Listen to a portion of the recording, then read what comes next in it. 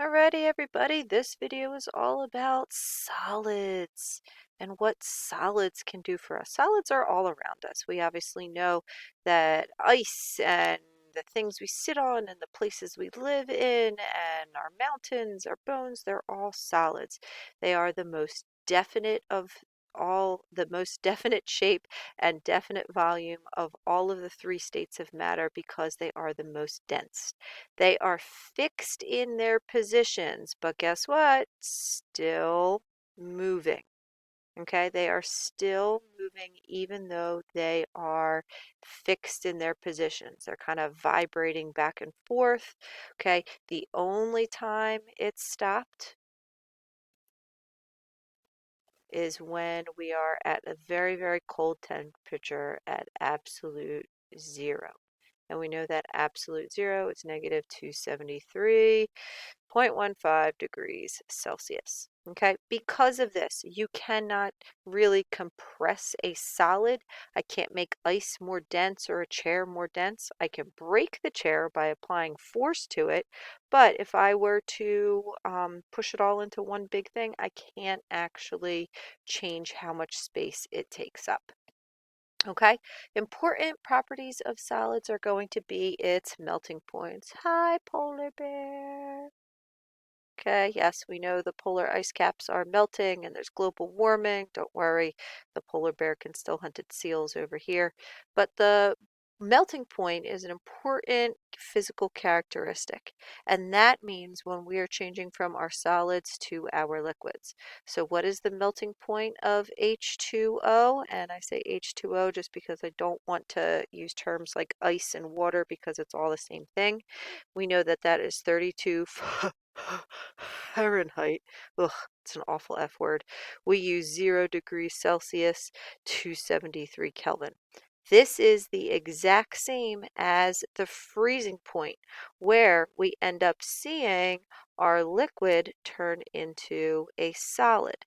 Okay, think of the melting point and the freezing point as a fence, and this side it is solid, and this side it is liquid. And depending on whether you are traveling from right to left or left to right, that is the barrier. That is the 0 degree mark that you have to cross. So whether you are increasing in temperature or decreasing in temperature, you're going to see that they are exactly the same.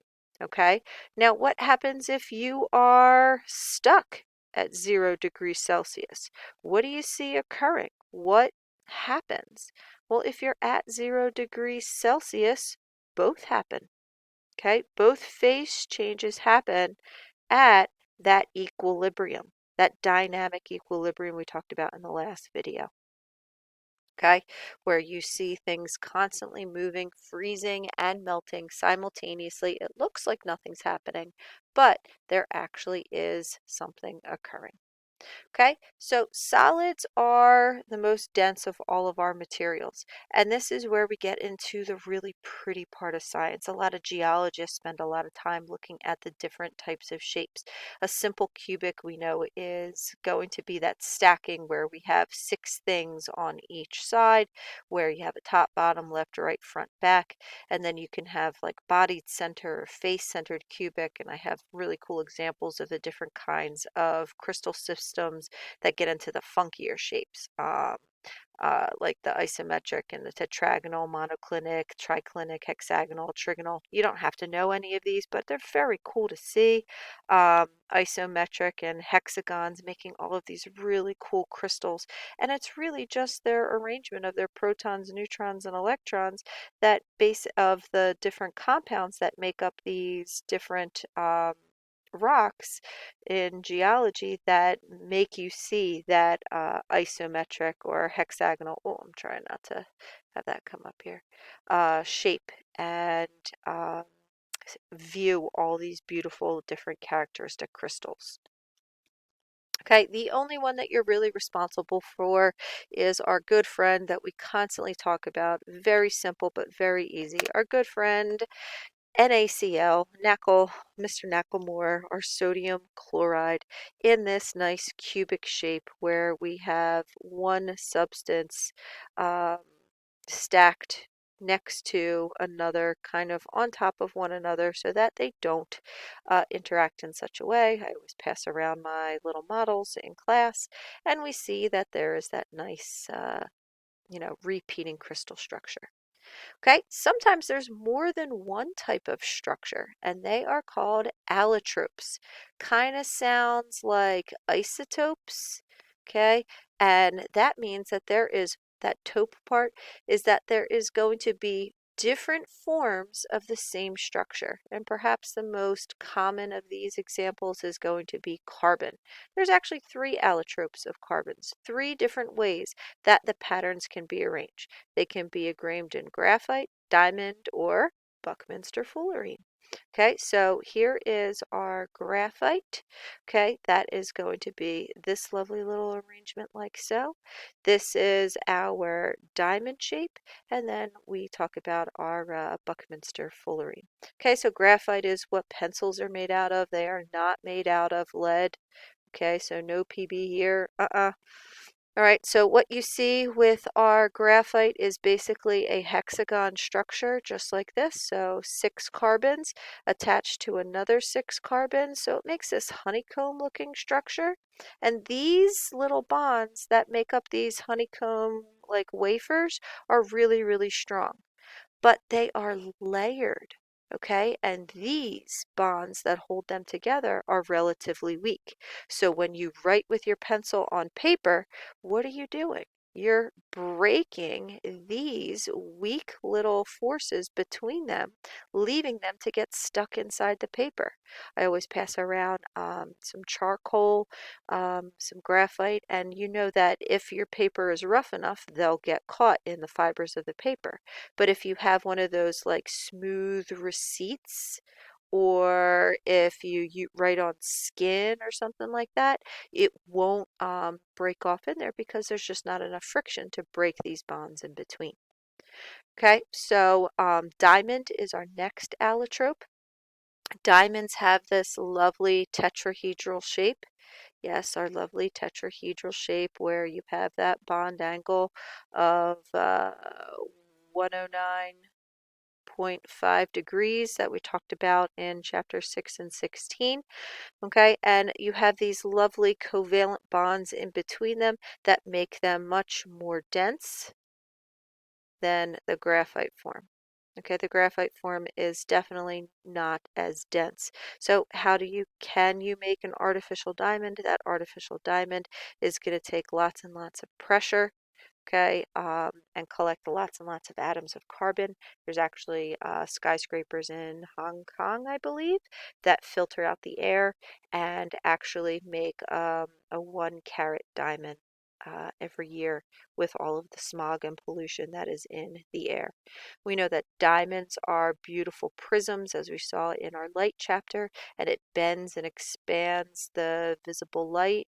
Um, Here's our lovely little Pink Floyd reference right here, and that separation of light. And colored diamonds, like the Hope diamond, are basically just imperfections in all of these little bonds that bend only certain light. So there might be something in the way or something that is misbonded. All right, and then the third and final allotrope of carbon is Buckminsterfullerne. This is named after Buckminster space Fuller, and then they added the "ene" at the end. It's the name of a scientist. Okay, so what he found is that there are 60 carbons arranged in a repeating pentagon and hexagon shape, and it makes a little buckyball, which looks just like, yes, a soccer ball. And these little configurations are naturally occurring as well. I think they were discovered around the 70s. It's also the middle name of my cat, Tungsten Buckminsterfullerne Levin. He's very, very handsome. That you can also take your different buckyballs and adhere them together and make these mega buckyballs or bucky tubes or nanotubes. Those of you that love our wonderful Sheldon Cooper. One of the first seasons he wore the nanotubes t-shirt. There's a whole website on where you can buy all of his different t-shirts, but I was totally nerding out, and my husband's like, "Oh my God." But it's nothing gets as bad as when I was at the post office in 2004 and I saw that they were giving out Buckminsterfullerne, or not giving out, they were selling Buckminsterfullerne stamps, and I decided to educate everyone in the post office, a federal facility, all about the different allotropes of carbon, and they were like, ma'am, you need to leave because nobody wants time for that. It definitely looks like Epcot Center, and this is a house that is in Schwenksville, Pennsylvania, for those of you that know where that is. That was actually designed by Buckminster Fuller, and there are these lovely little nanotube rooms where they have everything. It was on sale several years ago, and I was like, oh, if only it wasn't in Schwenksville. It would be such a cool house to have. All right, so what happens if we have a solid that doesn't have a shape? That is considered to be an amorphous solid. There is a lack of internal structure there. They don't have that crystalline repeating pattern. It's very, very random. If that's the case, they don't have a definite melting point. They have a range where the things are going to melt. So this is going to be like Mr. Rubber Ducky, the asphalt that makes our roads, plastics, glass, and you end up seeing that they have different physical properties than our typical um, solids do.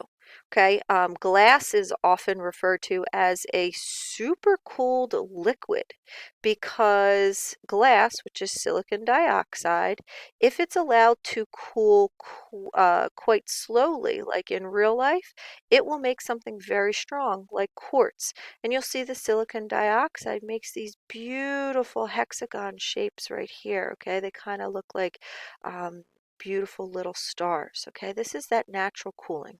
But if we heat it up and make glass and then have it cool down, no matter how slowly we try, we do not attain the same crystalline structure. So it's referred to as sudden cooling, and you get a much less ordered shape. Working with glass is unbelievable and obviously leads to some gorgeous things. A couple of years ago, I tried my hand at glass blowing when I was making holiday ornaments. There's this kiln that has all of the melted glass in it, and you have to fire it up and dip it in these different materials and basically blow air through it. It's kind of like a bubble gum, but like much tougher than that, and it takes so long in order to do it. And then they make these lovely little ornaments. The master glass blower, that's this guy right here, he adds a little hook to it. In my notes, I have videos of the Milano in Milan, Italy, the horse that they make, the Ferrari horse, in like 60 seconds. It's incredible, and how different glass ornaments are made and what they look like. So definitely check those out. But one of the things that you do in order to make sure that it doesn't break is that you come back 2 days later and they slowly cool it down in a kiln. And you'll see in these videos they actually put stuff in a kiln, because if they were to suddenly cool it down, it could shatter. And obviously, we know that glass shatters in all unpredictable ways. And that's much different than the way that our solids that are crystalline are going to shatter. Okay, so lastly, go grab a piece of paper, push pause if you need to, and you are going to see what happens now that you have all the examples. Okay, so solids have a definite volume and they have a definite shape. An example is going to be rocks or glass. Okay, liquids, on the other hand, are going to be a definite volume, but a non-definite shape.